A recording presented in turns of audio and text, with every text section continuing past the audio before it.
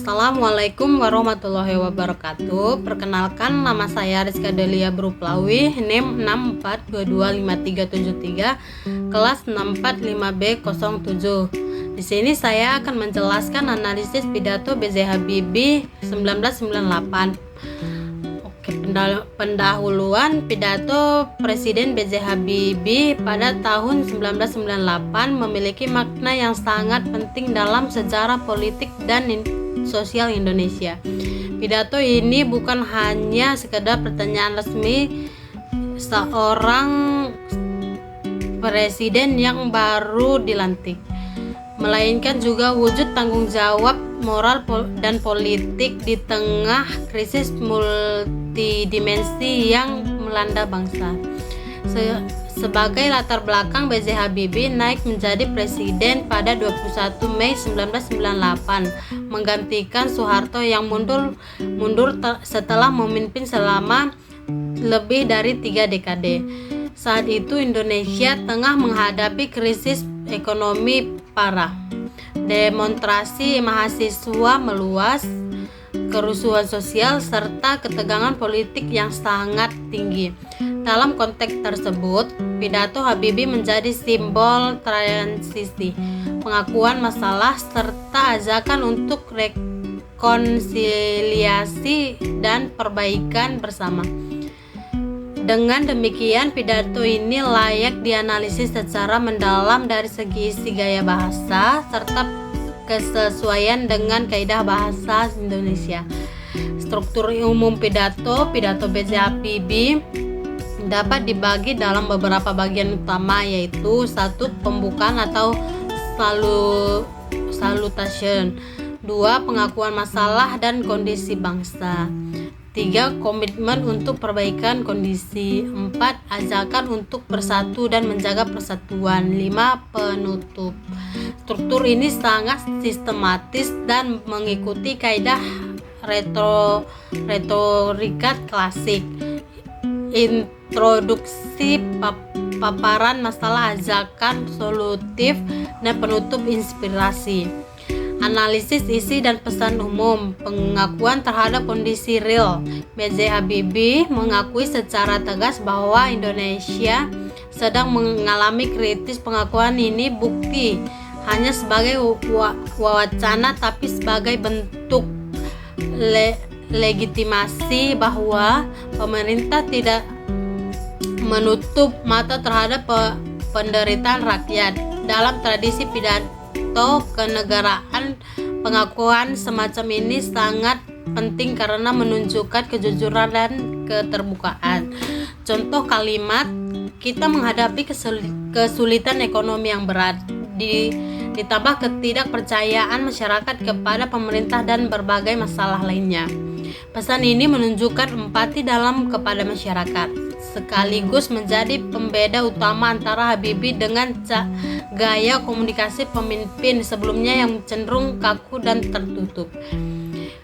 Penekanan dan hukum dan demokrasi. Habibie menegaskan pentingnya supremasi hukum dan demokrasi.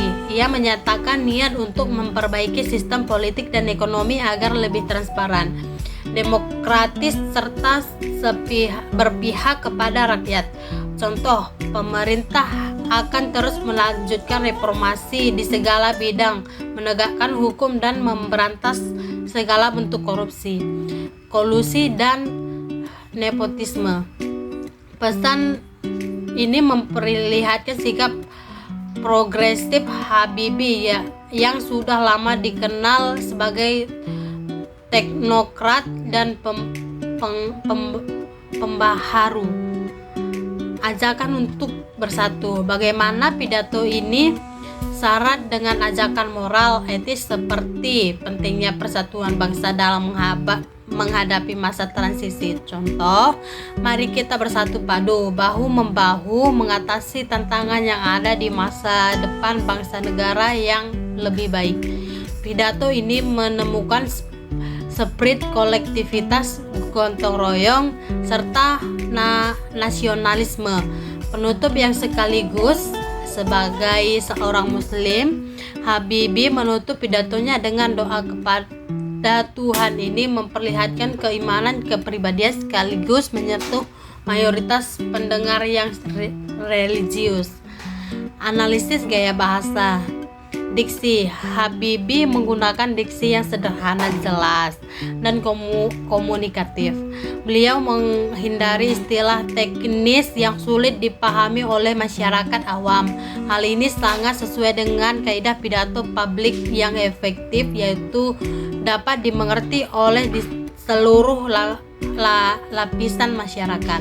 Beberapa sikas yang muncul antara lain reformasi, demokrasi, persatuan, gotong royong, supremasi hukum. Diksi-diksi ini memuat makna positif dan mengandung daya dorong moral. Gaya retorika. Habibie dikenal memiliki gaya retorika yang khas. Satu, personal dan menyentuh emosi. Beliau sering menggunakan kata kita untuk menekankan rasa kebersamaan. Ini efektif membangun ikatan emosional dengan audiens. Dua, menggunakan repetisi.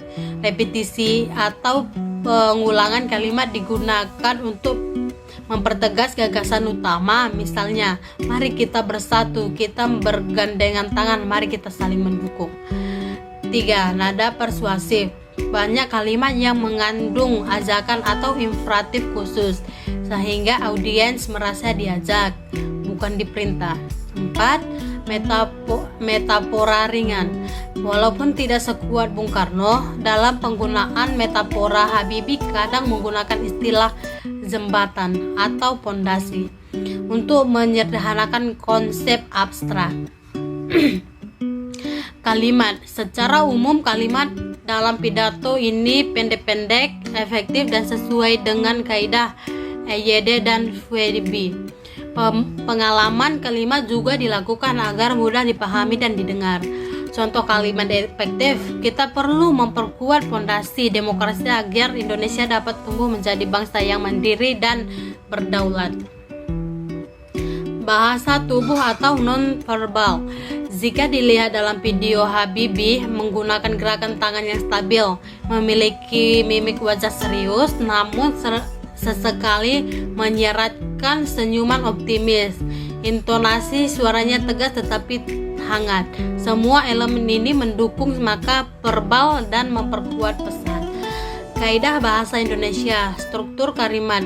Pidato Habibie umumnya menggunakan pola kalimat baku atau subjek, predikat, objek, keterangan. Beliau jarang menggunakan kalimat majemuk bertingkat yang panjang. Contoh, bangsa Indonesia harus bangkit untuk memperbaiki kondisi ekonomi dan sosial. Struktur ini sesuai dengan kaidah bahasa Indonesia yang menganjurkan kalimat efektif dan tidak bertele-tele. Penggunaan ejaan. Pidato ini disampaikan secara lisan sehingga tidak menggunakan tata cara baca tertulis. Namun jika ditulis sesuai dengan pedoman umum ejaan bahasa Indonesia atau Fwedby, khususnya dalam penulisan istilah sarapan atau seperti reformasi, demokrasi, supremasi yang sudah lazim digunakan. Pemilihan kata atau diksi. Pemilihan kata cenderung formal tetapi lebih inklusif. Tidak ada istilah selang atau bahasa daerah yang membingungkan pendengar. Gaya resmi atau formal. Pidato ini menggunakan gaya resmi yang sesuai dengan konteks kenegaraan. Gaya resmi terlihat dari penggunaan selama pembukaan lengkap dan penutup yang mendukung doa.